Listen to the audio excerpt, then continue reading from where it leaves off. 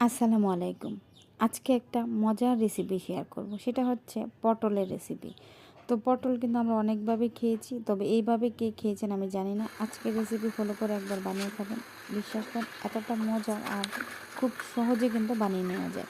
তো আমি একটু দেখিয়ে দিচ্ছি। পটলগুলোকে আমি ছিলে মাঝখান দিয়ে কেটে নিয়েছি, তারপর হলুদ লবণ মাখিয়ে এগুলোকে আমি তেলে ভেজে নিচ্ছি।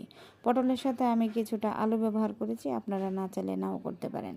তো এইভাবে করে উল্টে পাল্টে আমি পটলগুলোকে একটু ভেজে নিব। তো আমি ভিডিওতে দেখিয়ে দিচ্ছি কিভাবে ভেজে নিচ্ছি। এতটা টেস্টি আর এতটা মজাদার, মানে অন্য কোনো কিছু আপনি খাবেন না যদি এটা টেবিলে থাকে। যাই হোক, আমার ভাজা কমপ্লিট হয়ে গেছে। এবার আমি তেল দিলাম, তারপরে হচ্ছে পেঁয়াজ আর কাঁচামরিচ দিয়ে এগুলোকে একটু ভেজে নিব। পেঁয়াজটা যখন ব্রাউন হয়ে যাবে সামান্য একটু পানি দিয়ে দিব আমি।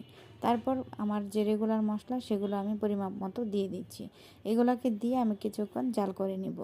এটা যখন মশলাটা একটু বলক চলে আসবে, তারপরে আমার এখানে একটা হোমমেড মানে মশলা একটা তৈরি করা, সেটা দিয়েছি। আপনারা থাকলে গরম মশলা দিতে পারেন।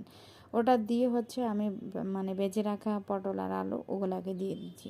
এটা দিয়ে আমি 3-4 মিনিট এগুলাকে একটু রান্না করে নিব। তো 3-4 মিনিটের বেশি লাগবে না, যেহেতু এটা ভাজা।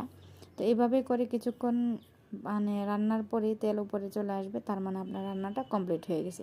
দেখতে এতটা লোভনীয় হয়েছে কি বলবো, আর খেতে দুর্দান্ত মজা। একবার হলো ট্রাই করবেন, ইনশাল্লাহ মানে রিভিউ দিতে বাধ্য হবেন। তো দেখুন, দেখতে যতটা না সুন্দর, খেতে কিন্তু তার চেয়ে বেশি মজা হয়েছে। তো একবার হলো ট্রাই করবেন।